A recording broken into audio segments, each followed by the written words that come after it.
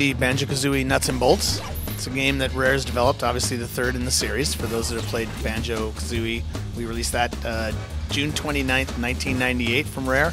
And in the year 2000 came out with Banjo Tooie. So now after a long wait and 2 platforms later, we have Banjo Kazooie Nuts and Bolts. The 2 driving features sets that we like to push for are user creativity, user-generated content, but also you have a situation now where the world it's not 3 times bigger, 3 times bigger. If you go to Banjo Tooie compared to Banjo Kazooie, the world was maybe 3 times the size. Now we're talking about a world that's hundreds of times bigger. So the idea today is to see if we can get creativity as the prize for helping people in the game. So instead of just giving you a new move, what if we were to give you some parts?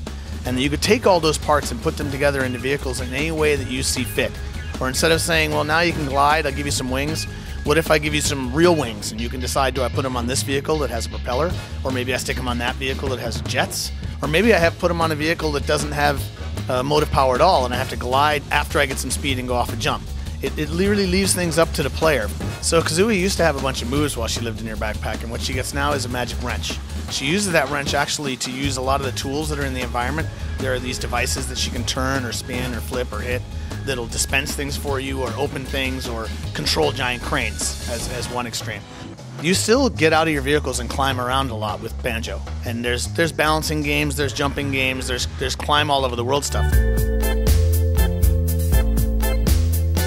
So we're not talking in depth about multiplayer today, but I can tell you that we'll have a multiplayer mode that we talked about before, supports up to 8 players.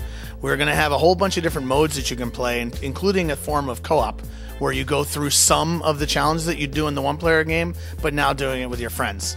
What I think is most important about multiplayer that we are talking about today, though, is the ability to, if any vehicle that you see in the game with a multiplayer game, you can talk to that player and have them gift you or trade with you that blueprint. And if you have all the right parts, then bam, the vehicle that you saw is now in your game.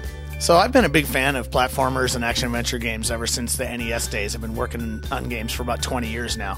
And I'm really impressed with what this team has done to be able to nail both the feeling that I love about the traditional action-adventure style of gameplay and give me something that's just dramatically new and different than what I've played before.